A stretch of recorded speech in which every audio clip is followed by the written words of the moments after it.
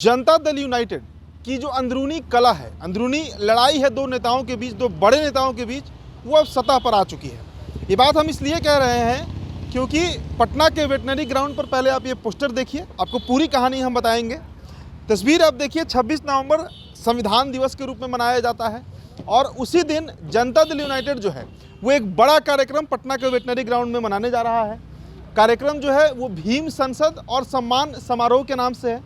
Poster में आपको नीतीश कुमार दिख रहे होंगे, बिहार के मुख्यमंत्री हैं। इस तरफ आपको बाबा साहब अंबेडकर दिख रहे होंगे, जिन्होंने संविधान निर्माण किया, संविधान निर्माता के तौर पर जाने जाते हैं। और सबसे ऊपर तस्वीर देख रहे हैं डॉक्टर अशोक चौधरी, माननीय मंत्री भवन निर्माण विभाग और आरक्षण एवं दलित विरोधी चेहरे को बेनकाब करने हेतु भीम संसद एवं सम्मान समारोह, ये एक बड़ा कार्यक्रम आयोजित किया गया है जनता दल यूनाइटेड की तरफ से। आपको अंदर की भी तस्वीरें हम दिखाते हैं और उस बात पर हम आएंगे कि आखिरकार अंदरूनी कलह की बात हम क्यों कर रहे हैं। इस पोस्टर को अगर आप देखे होंगे तो आपको एक चेहरा मिस करते हुए दिख रहा होगा। वो चेहरा राष्ट्रीय अध्यक्ष ललन सिंह का है।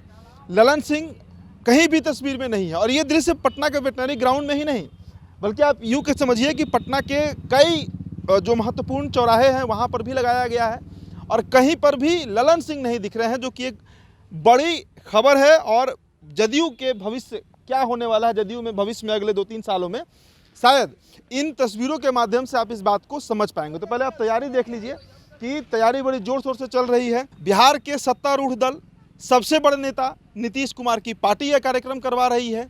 भीम संसद इसका नाम दिया गया है और जिस तरीके से जातीय जनगणना कराया गया, जातीय जनगणना का रिपोर्ट आता है, उसके बाद आरक्षण के दायरे को बढ़ाया गया, 75% दायरा कर दिया गया आरक्षण का।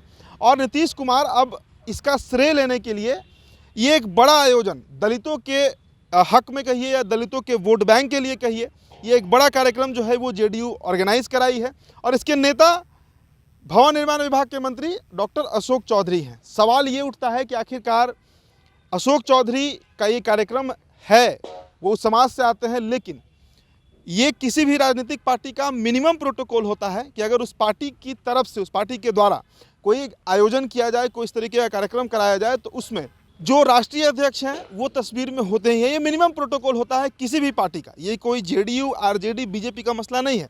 तो आप इसे इस तरीके से भी समझ सकते हैं कि ललन सिंह का तस्वीर गायब होना खुद में एक बहुत बड़ा मैसेज है। आपको याद होगा कि कुछ ही दिन पहले जदयू कार्यालय में ललन सिंह और अशोक चौधरी भिड़े थे। भिड़ने का कारण बरबीघा विधायक सुदर्शन थे।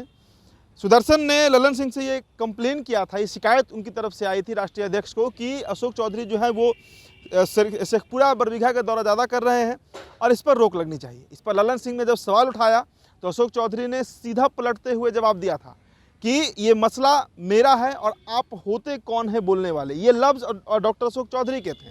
इसके बाद दोनों नेताओं के बीच, चाहे ललन सिंह कहिए, अशोक चौधरी कहिए, इनके बीच जो तल्खी है वो साफ देखने को मिली।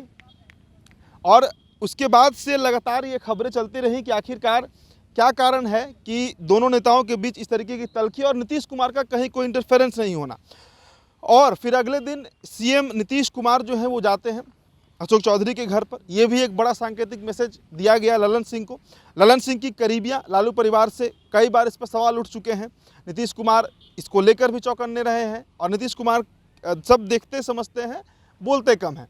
तो ये जो कार्यक्रम है इसमें ललन सिंह की तस्वीर गायब होना एक बड़ा मैसेज जेडीयू की तरफ से है। जी हाँ, नीतीश कुमार एक बड़ा मैसेज देना चाह रहे होंगे क्योंकि ये कार्यक्रम कोई अशोक चौधरी का नहीं है कि उन्होंने तस्वीर से ललन सिंह को गायब किया। ये कार्यक्रम नीतीश कुमार का है और नीतीश कुमार मतलब जनता दल यूनाइटेड का है और इसमें राष्ट्रीय अध्यक्ष का फोटो गायब होना खुद में एक बेहद बड़ा सवाल उठा रहा है कि आखिरकार ये संसद जो लगाया जा रहा है, भीम संसद दलितों के लिए, जिस पूरा वेटनरी ग्राउंड भरने की बात हुई है कि बिहार के 38 जिला से भारी संख्या में जो दलित, अनुसूचित जाति, अनुसूचित जनजाति के लोग हैं वो यहाँ पहुँचेंगे, इस कार्यक्रम में शिरकत करेंगे और कई लोग इसमें सम्मानित भी होंगे।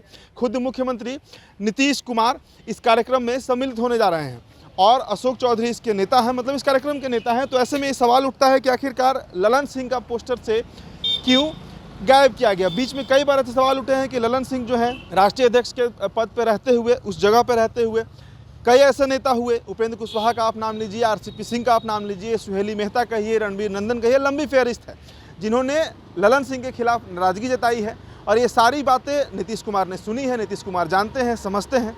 तो आखिरकार क्या कुछ बड़ा उलटफेर जो है वो नीतीश कुमार पार्टी में करने जा रहे हैं? क्या जेडीयू में ललन सिंह रिप्लेस होने वाले हैं? ये भी एक सवाल है। एक पत्रकार होने के नाते ये सवाल हम उठा सकते हैं, क्योंकि इतना बड़ा कार्यक्रम पार्टी की तरफ से ऑर्गेनाइज कराया जाए और उसमें ललन सिंह ना हो, पार्टी के राष्ट्रीय अध्यक्ष ना हो, नीतीश कुमार के सबसे खास नेता ना हो, तो ये सवाल उठना चाहिए। ये सवाल उठेगा और ये सवाल उठेगा कि आखिरकार ललन सिंह इन तस्वीरों से क्यों गायब है, तस्वीरों से गायब है या नीतीश कुमार की नज़रों से गायब है। कई तरह के सवाल हैं, लेकिन पटना के वेटनरी ग्राउंड से दृश्य आपको हम दिखा रहे हैं। आप देखिए, पोस्टर लगने शुरू हो चुके हैं और पूरे पटना को पोस्टरों से पाटा जा रहा है।